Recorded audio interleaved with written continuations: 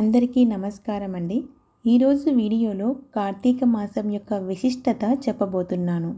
కార్తీక మాసం అనగా చాంద్రమానం ప్రకారం కార్తీక మాసం 8వది. శరదృతువులో 2వ మాసం. ఈ మాసంలోని పూర్ణిమ నాడు చంద్రుడు కృత్తికా నక్షత్ర సమీపంలో సంచరిస్తూ ఉండడం వల్ల ఈ మాసానికి కార్తీక మాసం అని పేరు వచ్చింది. కార్తీక మాసం అంటేనే స్నాన, దాన, జపాలు, పూజలు, దీక్షలు, ఉపవాస వ్రతాలు, దీపాలు వెలిగించడం, వనభోజనాలు వంటి వాటిని చేయడం వలన జన్మ జన్మల పాపాలను ప్రక్షాళన చేసి అనంతమైన పుణ్యఫలాలను ప్రసాదించే మహిమాన్వితమైన మాసం ఈ కార్తీక మాసం. న కార్తీక నమో మాసః న దేవం కేశవాత్పరం న చ వేద సమం శాస్త్రం న తీర్థం గంగాయాస్తమం అని స్కంద పురాణంలో పేర్కొనబడింది. అంటే కార్తీక మాసానికి సమానమైన మాసము లేదు, శ్రీ మహావిష్ణువుకు సమానమైన దేవుడు లేడు, వేదముతో సమానమైన శాస్త్రము లేదు, గంగతో సమానమైన తీర్థము లేదు అని అర్థం. కార్తీక మాసం శివకేశవులిద్దరికీ అత్యంత ప్రీతికరమైన మాసం. కార్తీక మాసంలో ప్రతిరోజు తెల్లవారుజాముననే స్నానమాచరించవలెను. అప్పుడే అది కార్తీక స్నానమవుతుంది. నిత్యం దీపాన్ని వెలిగించినా ఆరాధించినా దీపమును కార్తీక మాసంలో వెలిగించడం, నదిలో దీపాలను వదలడం, ఆకాశ దీపాలను వెలిగించడం, దీపదానం చేయడం వంటి ఆచారాలను పాటించవలెను. కార్తీక మాసమంతా ఇంటి ముందు గుమ్మానికి ఇరువైపులా సాయంకాలం దీపాలను వెలిగించాలి. అలాగే సాయంత్ర సమయంలో శివాలయాల్లో కానీ, వైష్ణవాలయాల్లో కానీ, గోపుర ద్వారం వద్ద కానీ, దేవుని సన్నిధానంలో కానీ, ఆలయ ప్రాంగణంలో కానీ దీపాలను వెలిగించిన వారికి సర్వ పాపములు హరించి వైకుంఠ ప్రాప్తి కలుగుతుందని శాస్త్రవచనం. ఇతరులు వెలిగించిన దీపం ఆరిపోకుండా చూడడం కూడా పుణ్యప్రదమే. కార్తీక సోమవారాలు లేదా పౌర్ణమి నాడు కానీ లేక ఇతర దినాల్లో అయినా సాయం సమయాలలో శివాలయంలో ఉసిరికాయ పైన వత్తులను వేసి దీపం వెలిగించడం శ్రేష్టం. ఆవు నెయ్యితో దీపం వెలిగించడం శ్రేష్టం. లేదంటే నువ్వుల నూనెతో కానీ, కొబ్బరి నూనెతో కానీ, నెయ్యితో కానీ, అవిసె నూనెతో కానీ, ఇప్ప నూనెతో కానీ, లేదంటే కనీసం ఆముదంతోనైనా దీపమును వెలిగించవలెను. అంతేకాకుండా కార్తీక మాసంలో దీపదానం చేయాలని శాస్త్రవచనం. కార్తీక మాసంలో 30 రోజులలో దీపం పెట్టలేని వారు శుద్ధ ద్వాదశి, చతుర్దశి, పూర్ణిమ దినాల్లో తప్పక దీపం పెట్టాలని శాస్త్రవచనం. ఈ విధంగా కార్తీక మాసంలో దీపాలను వెలిగించడం, దీపదానం చేయడం వల్ల సకల జీవరాశులే కాకుండా రాళ్ళు, రప్పలు, వృక్షాలు వంటివి కూడా ముక్తి పొందుతాయని పురాణ కథనం. కార్తీక మాసంలో ఆచరించాల్సిన విధులను గురించి ఇప్పుడు తెలుసుకుందాం. కార్తీక స్నానాన్ని ఆశ్వీయుజ బహుళ అమావాస్య అంటే దీపావళి రోజు నుంచి ప్రారంభించవలెను. నెలంతా కార్తీక స్నానం చేయడం మంచిది. వీలు కాని వారు సోమవారాల్లోనూ శుద్ధ ద్వాదశి, చతుర్దశి, పౌర్ణమి రోజుల్లోనైనా తప్పక ఆచరించవలెను. శుద్ధ ద్వాదశి నాడు తులసి పూజ చేయవలెను. ఈ నెలంతా శ్రీ మహావిష్ణువును తులసీ దళములు, జాజిపూలతో పూజించవలెను. ఈ నెలంతా శివుడిని మారేడు దళములతోనూ, జిల్లేడు పువ్వులతోనూ పూజించవలెను. ఈ మాసంలో కార్తీక పురాణాన్ని పారాయణం చేయడం మంచిది. కార్తీకంలో దీపారాధనలకి ఏ రకమైన ఒత్తులను ఉపయోగించడం ద్వారా ఉత్తమమైన ఫలితాలను పొందుతామో తెలుసుకుందాం. ఆదివారం పారాణిలో తడిపి ఆరబెట్టిన ఒత్తులు. సోమవారం అరటి దూటతో నేసిన ఒత్తులు. మంగళవారం కుంకుమ నీళ్లలో తడిపి ఆరబెట్టిన ఒత్తులు. బుధవారం పసుపు, గంధం, పన్నీరు కలిపిన నీళ్లలో తడిపి ఆరబెట్టిన ఒత్తులు. గురువారం కొబ్బరి నీళ్లలో తడిపి ఆరబెట్టిన ఒత్తులు. శుక్రవారం పసుపు నీళ్లలో తడిపి ఆరబెట్టిన ఒత్తులు. శనివారం తామర తూడుతో నేసిన ఒత్తులు. అవకాశం ఉన్నవారు పై విధంగా దీపారాధన ప్రక్రియను ప్రయత్నించగలరు. కార్తీక మాసంలో చేయకూడని పనులు: ఇంగువ, ఉల్లిపాయ, వెల్లుల్లి, ముల్లంగి, గుమ్మడికాయ, శనగపప్పు, పెసరపప్పు, నువ్వులు కార్తీక మాసంలో తినటం నిషేధం.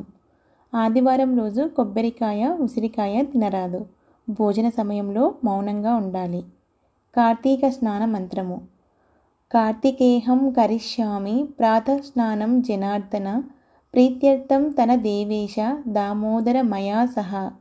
కార్తీక మాసంలో వచ్చే పండుగలు: శుక్లపక్ష విదియ భాతృద్వితీయ, దీనికే యమద్వితీయ భగినీ హస్త భోజనం అని పేర్లు. ఈ దినం పురుషులు సొంత ఇంటిలో భోజనం చేయరాదు. ఈ దినం సోదరి ఇంటిలో కానీ లేదంటే సోదరితో సమానమైన వారి ఇంట భోజనం చేయవలెను. ఈ విధంగా చేస్తే అపమృత్యు భయం, నరలోక భయం తొలగిపోతాయి. అంతేకాకుండా భోజనం పెట్టిన సోదరి కలకాలం పుణ్యస్త్రీగా ఉంటుందని శాస్త్రవచనం. శుక్లపక్ష చవితి, నాగుల చవితి. కార్తీక శుక్లపక్ష చవితి నాడు మన రాష్ట్రంలోని కొన్ని ప్రాంతాల్లో నాగుల చవితి పర్వదినం జరుపుకుంటారు. శుక్లపక్ష ఏకాదశి, ప్రబోధన ఏకాదశి. ఆషాఢ శుక్లపక్ష ఏకాదశి నాడు పాలకడిల్లో శేషశయ్యపై శయనించి యోగ నిద్రలో గడిపిన శ్రీ మహావిష్ణువు ఈ దినం నిద్ర నుంచి మేల్కొంటాడు. కాబట్టి దీనికి ఉత్థాన ఏకాదశి లేదా ప్రబోధన ఏకాదశి అని పేర్లు. ఈ దినం ఉపవాస వ్రతం పాటించి శ్రీ మహావిష్ణువును పూజించవలెను. అంతేకాకుండా తొలి ఏకాదశి నాడు ప్రారంభమైన చాతుర్మాస్య వ్రతానికి ఈ ఏకాదశి చివరి రోజు అవుతుంది. శుక్లపక్ష ద్వాదశి, క్షీరాబ్ది ద్వాదశి. పూర్వం కృతయుగంలో దేవతలు, దానవులు అమృతం కోసం క్షీరసాగర మథనం చేసింది ఈ రోజే. అందుకే దీనికి క్షీరాబ్ది ద్వాదశి, చిలుకు ద్వాదశి అని పేర్లు. శ్రీ మహాలక్ష్మిని శ్రీ మహావిష్ణువు వివాహం చేసుకున్నది కూడా ఈనాడే. ఈరోజు ఇంటి ఎందున్న తులసికోట వద్ద శ్రీ మహావిష్ణువును లక్ష్మీ సమానురాలైన తులసిని పూజించవలెను.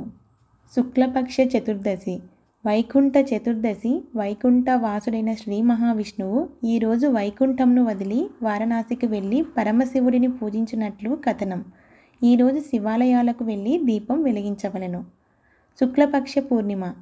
ఈరోజు శివాలయాల్లో నిర్వహించే జ్వాలాతోరణంను దర్శించడం మంచిది.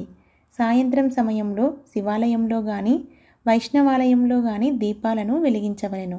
ఈరోజు శ్రీ సుబ్రహ్మణ్య స్వామిని పూజించడం, మార్కండేయ పురాణం దానం చేయడం విశేష ఫలితాలను ఇస్తుంది. కృష్ణపక్ష చవితి, కరక చతుర్థి. ఇది వినాయకుడికి సంబంధించినది. ఈ వ్రతం మహిళలు చేయడం మంచిది.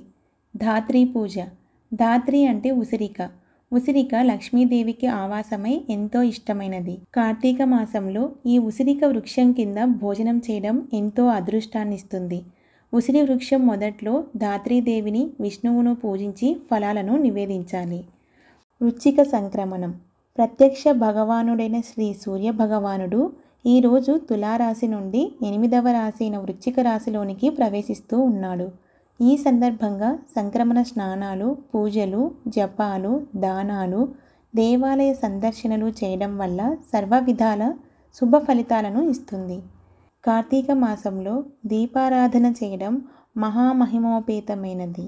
శివాలయంలో కానీ ఇంట్లోనైనా సరే ప్రాతకాలం, సాయంకాలం దీపారాధన చేయడం దైవానుగ్రహం లభ్యమయ్యే విధానం. ఎవరైనా సరే తెలిసి కానీ తెలియక కానీ ఎక్కడైనా సరే కార్తీక మాసంలో దీపం పెడితే చాలు వారి సర్వవిధ పాపాలు హరింపజేస్తుంది. జ్ఞానం, మోక్షం, ఇహమున శ్రేయస్సు, శుభ ఫలితాలు కలుగుతాయి.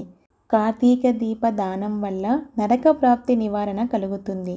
ఈ మాసంలో దీపారాధన స్త్రీలకు విశేష ఫలప్రదము. దీపం దానమిచ్చుట, బంగారము, నవధాన్యములు కానీ అన్నదానము కానీ శయ్య దానమిచ్చుట వలన స్త్రీలకు 5వ తనము వృద్ధియగుటయే గాక మంగళప్రదము, సౌభాగ్యకరముగా చెప్పబడింది. సూర్యాస్తమయం అయిన వెంటనే సంధ్యాదీపం వెలిగించుట, ముగ్గు పెట్టి ఇంటి ముందు దీపం పెట్టుట, తులసి కోటలో దీపం పెట్టుట, తులసి పూజ, గౌరీ పూజ చేయుట వలన ఆర్థిక బాధలు తొలగును. కార్తీక మాసంలో కొన్ని వస్తువులు నిషేధించడమైనది, అవి వాడరాదు.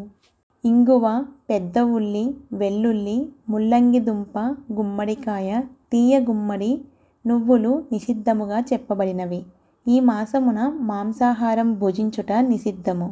పగటిపూట ఆవు పేడతో అలికి పద్మములతో ముగ్గులు పెట్టి రంగురంగుల రంగువల్లిపై కార్తీక దీపం పెట్టి కార్తీక పురాణము చదివిన వారికి, వినిన వారికి 7 జన్మల వరకు వైధవ్యం కలగదని కార్తీక పురాణము చెబుతున్నది. సో ఇదండి ఇవాల్టి వీడియో, కార్తీక మాసం యొక్క విశిష్టత.